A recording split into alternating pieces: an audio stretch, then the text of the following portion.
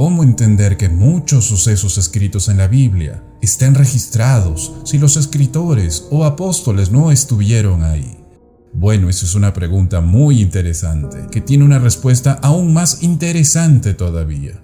Si recordamos en el aposento alto, en la última cena como la llamamos, la noche en la que nuestro Cristo Jesús se reunió con sus discípulos para la Pascua final, Él les dijo en Juan 14:26, «Mas el Consolador, el Espíritu Santo, a quien el Padre enviará en mi nombre, Él os enseñará todas las cosas y os recordará todo lo que yo os he dicho». En otras palabras, nuestro Señor le prometió a los apóstoles y a aquellos que serían los asociados de los apóstoles que la obra del Espíritu Santo sería revelarles todo lo que necesitaban saber. El Espíritu Santo es llamado el Espíritu de verdad. Y cuando Él venga, Él va a traer todas las cosas a su memoria, incluso las cosas que les hablé, y les mostrará más cosas acerca de mí.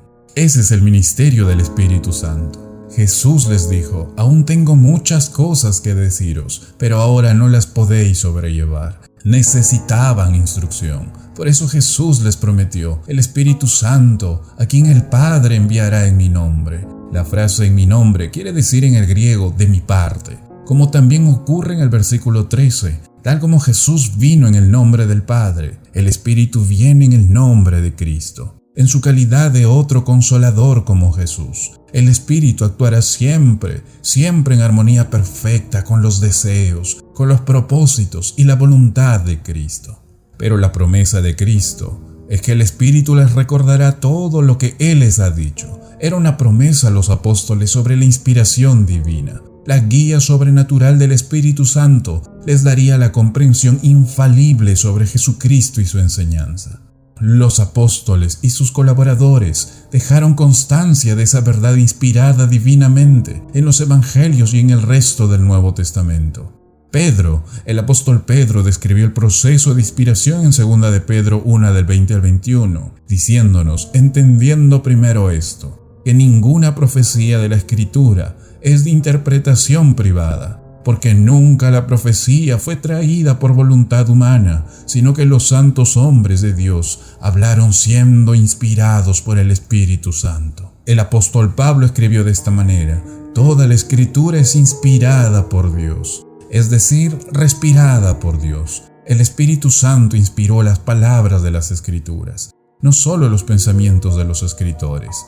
Entonces, cuando esos escritores se sentaron, los apóstoles y los asociados de los apóstoles, incluso uno que vino más tarde, es el caso del apóstol Pablo, y lo que ellos escribieron fue la obra del Espíritu Santo, el revelar divinamente a ellos las palabras exactas y precisas de nuestro Señor, que Él habló durante su vida y ministerio que aparecen en el registro del Evangelio.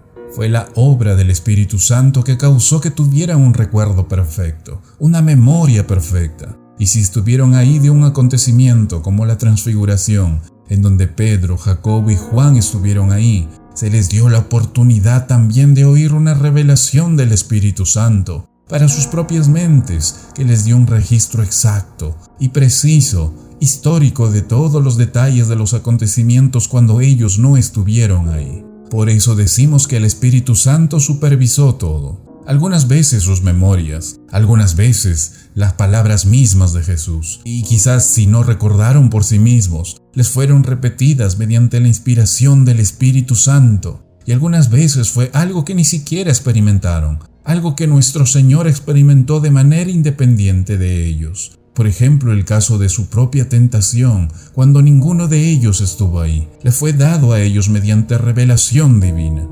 El testimonio de la Escritura es que esa obra del Espíritu Santo hace que la Biblia no sea dada por ninguna interpretación privada, sino que los hombres santos hablaron conforme fueron movidos por el Espíritu Santo. Eso es lo que el apóstol Pedro dice en su epístola. Por esa razón tenemos a los discípulos que tuvieron experiencias en sí, aunque quizás no hubieran recordado todo detalle de manera perfecta, que oyeron las palabras de Jesús, quizás no hubieran recordado toda palabra perfectamente, y algunas veces ni siquiera estuvieron ahí en esa ocasión. Pero todo eso fue traído de manera divina por el Espíritu Santo. y distribuido a ellos mediante la inspiración para que fuera registrado de manera perfecta en la Escritura. Toda la Escritura es dada por inspiración de Dios. Toda la Escritura es respirada por Dios.